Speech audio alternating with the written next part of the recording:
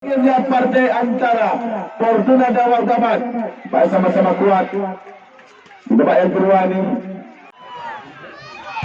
lagi-lagi tendangan saksi tadi dia mampu diamankan lempar. Lagi-lagi cukup disayangkan tadi tendangan dari cukup keras tadi tendangan sini tadi tidak mampu dihalau seorang Iqbal. Penyerang selanjutnya bagus sekali tendangan dari Habibie tadi.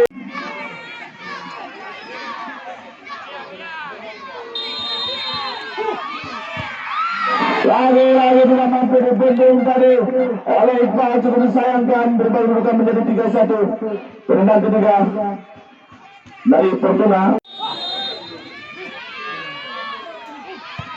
Cukup bagus tendangan dari Iqbal tadi tidak mampu dibendung oleh Ferdi. Tendangan keempat dari lawan. Lagi-lagi gol yang indah tadi dibesarkan oleh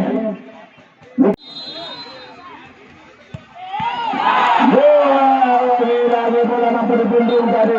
Selamat kami ucapkan kepada tim Wakabat yang memasuki babak 16 besar di Piala Persilatan Satrio Aman ini. Dan juga terima kasih kami ucapkan kepada tim Fortuna dari Desa Pantunuas, Kecamatan pada Babat yang telah memasuki babak 16 besar. Ingin berfoto bersama dengan masyarakat. Fortuna berhenti di babak 16 besar. Akan tetapi Babat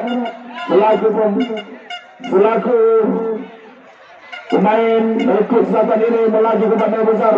Akan tetapi permainan Fortuna di sore hari ini cukup bagus dan elok kita saksikan bersama-sama di Stadion Persilalu Aman ini. Mungkin Fortuna tidak beruntung melaju ke babak 16 besar di Piala Persilatan Satrio Aman ini. Mungkin di turnamen-turnamen lainnya nanti Persila akan bersinar kembali. Itulah pertandingan di sore yang berbahagia di dimanapun Anda berada. Kami panitia selaku penyelenggara dan juga saya sebagai komentator NU Suara Naga Selatan, mohon maaf kalau ada kekurangan dan kata-kata yang tidak senonoh saya katakan. Saya akhiri.